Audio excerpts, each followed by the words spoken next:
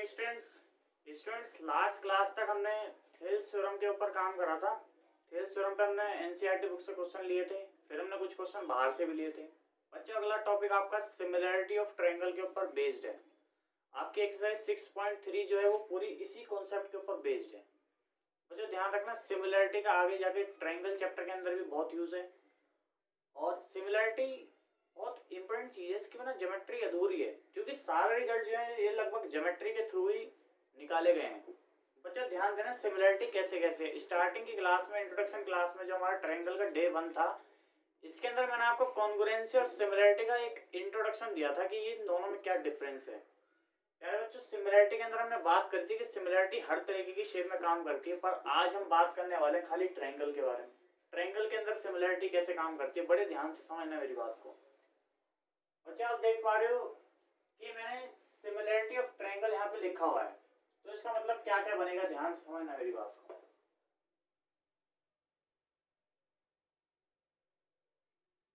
बच्चे देखो, अगर सिमिलर ट्रायंगल की बात हम करें तो जो कोरिस्पोंडिंग एंगल्स होंगे वो क्या होंगे, इक्वल होंगे। कोरिस्पोंडिंग एंगल मतलब हमने जिस तरीके से ट्रायंगल के नाम को सेट करा हुआ है, किस पॉइंट को पहले लिखा है, किस पॉइंट को बाद में लिखा है, नाम लिखते समय ध्यान रखना वो सिस्टमैटिक होना चाहिए, तब हम बोलेंगे कोरिस्पोंडिंग एंगल्स। जैसे आप देख पा रहे हो यहाँ पे मैंने ABC लिखा और PQR लिखा, तो यहाँ पे कोरिस्पोंडिंग का मतलब क्या हुआ। बच्चे देखना कोरिस्पोंडिंग का मतलब क्या होगा, पहले यहाँ पर A लिखा हुआ है तो यहाँ पर A लिखा हुआ है, यानी ये दोनों एंगल बराबर होंगे सिमिलर के केस में। दूसरे नंबर पे मैंने B लिखा है, तीसरे नंबर पे मैंने Q लिखा है, तो ये आपस में क्या होंगे, बराबर होंगे। फिर मैंने C लिखा है इसके अंदर, यहाँ पर R लिखा हुआ है, ये दोनों बराबर होंगे। हम इन्हीं को बोले कोरिस्पोंडिंग एंगल की सिस्टमैटिक लगे हुए हैं, और इनसे साइड भी सिस्टमैटिक निकल के आएगी, तभी प्रोपोर्शनल मानी जाएगी। बच्चों अगर आपने इनके नाम में आगे पीछे कर दिया तो आपका क्वेश्चन गलत हो जाएगा, ध्यान रखना।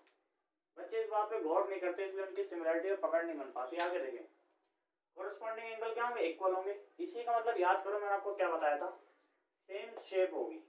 फिर इसके बाद कोरिस्पोंडिंग साइड्स आर प्रोपोर्शनल। कोरिस्पोंडिंग साइड्स क्या होंगी, प्रोपोर्शनल होंगी। मतलब ऐसा कोई एक स्केलिंग फैक्टर मौजूद होगा जिससे हम एक साइड को मल्टीप्लाई करेंगे तो दूसरी साइड निकल जाएगी। बच्चों उसके बाद समझना, अगर दो ट्रायंगल सिमिलर है तो हम उनकी किस किस चीज के बारे में बोल सकते हैं कि वो प्रोपोर्शनल होंगी।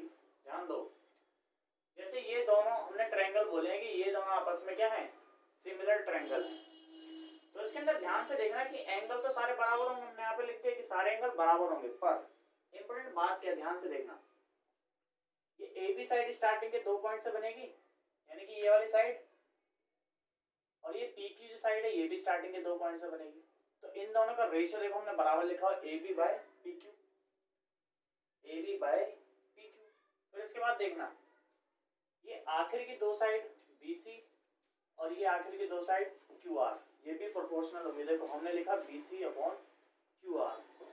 फिर इसके बाद देखना, इस पॉइंट से बनने वाली साइड और आखिरी वाले पॉइंट से बनने वाली साइड, यानी कि AC और ये ER, ये भी क्या होंगी, प्रोपोर्शनल होंगे। देखो AC और ER, ध्यान दोगे काफी सिस्टमैटिक लिखा हुआ है। इसके अंदर आप पॉइंट को आगे पीछे करोगे तो इससे बहुत गड़बड़ होगी क्वेश्चन के अंदर, ध्यान देना। तो सारी साइड्स इस तरीके से क्या होंगी, प्रोपोर्शनल होंगी।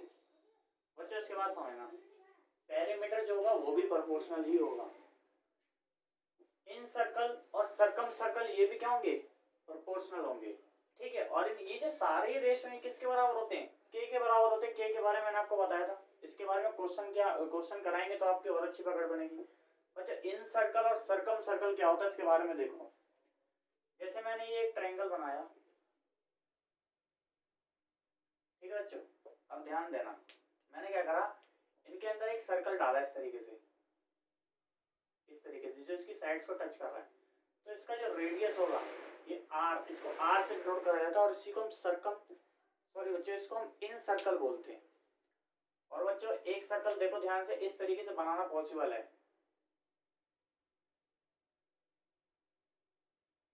इसके रेडियस को अगर हम देखें तो इसका रेडियस ये होगा, इसको हम बड़े वाले R से डिनोट करते हैं, और इसको हम क्या बोलते हैं, सर्कम रेडियस बोलते हैं, ठीक है बच्चों। इसको हम क्या बोलते हैं, सर्कम रेडियस बोलते हैं। यहाँ पे इन सर्कल के रेडियस की और सर्कम सर्कल के रेडियस की बात हो रही है, ध्यान रखना। ये भी क्या होंगे, आपस में दोनों ट्रायंगल के प्रोपोर्शनल होंगे।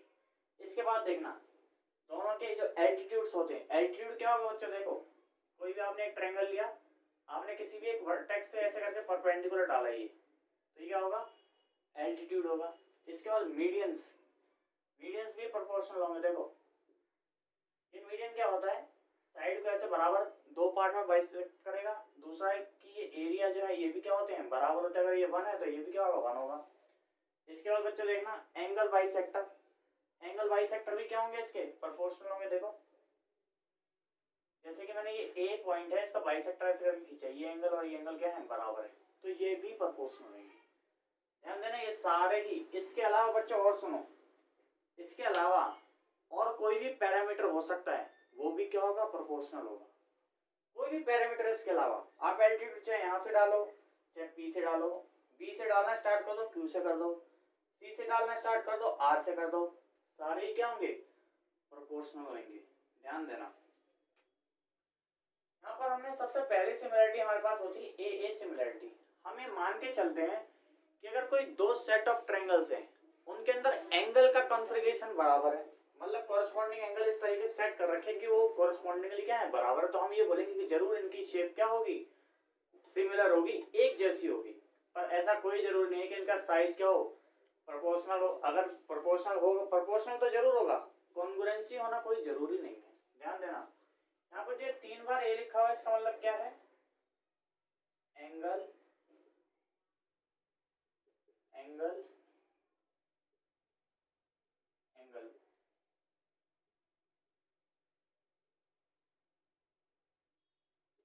तो यहाँ पे 2 बार लिखा हुआ है, इसका मतलब क्या है, एंगल और एंगल।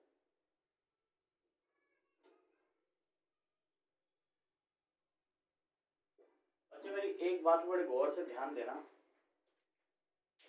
ये 3 बार ए सिमिलरिटी लिखा हुआ है, इसका मतलब है एंगल, एंगल, एंगल सिमिलरिटी। और बच्चे यहाँ पे एक बात देखोगे, इसी से हमने एक बाय प्रोडक्ट निकाला, ये डबल ए सिमिलरिटी। बच्चों ध्यान देना, ये रिजल्ट आपका सबसे ज्यादा यूज होने वाला रिजल्ट है सिमिलरिटी का। आप इस पे स्टार लगा देंगे, सबसे ज्यादा यूज होने वाला रिजल्ट है। क्यों बच्चों, क्या 3 एंगल हम सिमिलर दिखाने के बजाय 2 दिखाएंगे तो काम चलेगा, चलेगा। ध्यान देना अगर कोई 2 एंगल बराबर है 2 ट्रायंगल के, तो नॉर्मल सी बात है थर्ड अपने आप ही बराबर होगा। क्यों, जो 2 बराबर बराबर है उनको आप 180 सब्ट्रैक्ट करोगे, जो थर्ड एंगल निकल के आएगा वो भी तो बराबर होगा।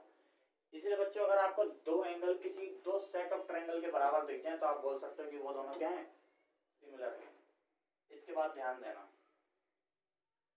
इसके बाद आपको दिखाई दे रहा है ट्रिपल एस सिमिलरिटी। इसका मतलब क्या होता है, साइड, साइड, साइड, मतलब तीनों साइड क्या होनी चाहिए, यहाँ पे प्रोपोर्शनल होनी चाहिए। ध्यान देना जैसे मैंने एक ट्रायंगल बनाया और एक ट्रायंगल ये बनाया, ये 2 है, ये 4 है, ये 8 है, ये 16 है, ये 10 है, ये 20 है, ये 90 है, ये 90 है, ये 60, ये भी क्या है 60, ये 30 और ये 30। बच्चों देखो 30 के सामने जो साइड है, इसको आप 2 से मल्टीप्लाई करोगे तो ये आ जा रही है 30 के सामने। 60 के सामने 8 है, इसको 2 से मल्टीप्लाई करोगे तो ये आ जाएगी। ये किसके सामने, 60 के सामने, ये भी 60 के सामने। 90 के सामने 10 है, 2 से मल्टीप्लाई करोगे तो 20 आ जा रही है, यानी कि ये दोनों सिमिलर होंगे। ध्यान तो यहाँ पे तीनों जो साइड्स है वो क्या है, प्रोपोर्शनल है। एंगल के बारे में हमें यहाँ पे इंफॉर्मेशन बाद में पता चल रही है। ध्यान देना एंगल के बारे में बाद में जान पा रहे हैं बात, हमें पहले साइड्स के बारे में पता है कि साइड्स क्या है, प्रोपोर्शनल है। इसके बाद ध्यान देना, अगर आप ये वाला यहाँ से हटा दो, ये एंगल हटा दो और ये यहाँ से 90 ये वाला हटा दो, आपको ये नहीं पता कि 90, ठीक है बच्चों। या फिर मान लो ये आपको 90 पता है, ये वाले नहीं पता, ये आपको 90 पता है, तो ध्यान देना ये नहीं पता आपको, ये 10 है, तो इस साइड और ये साइड क्या है, प्रोपोर्शनल है, ये साइड और ये साइड प्रोपोर्शनल है, और बीच वाला एंगल क्या है, सिमिलर है, तब भी ये सिमिलर होंगे। ये तीसरी क्राइटेरिया हमारे पास, साइड, एंगल, साइड। ठीक है बच्चों, मैं समझ रहा हूँ आपको सिमिलरिटी का मतलब समझ में आया होगा। सिमिलरिटी बेटा इसी तरीके से काम करती है, इसको मैथमेटिकली निकाल भी सकते हैं, पर इसकी कोई इम्पोर्टेंस नहीं है आपके एग्जाम में। आप सिमिलरिटी का मतलब ऐसे समझेंगे, ये बातें ध्यान रखेंगे और इसको नोट करो। इसके बाद हम आगे चलते हैं।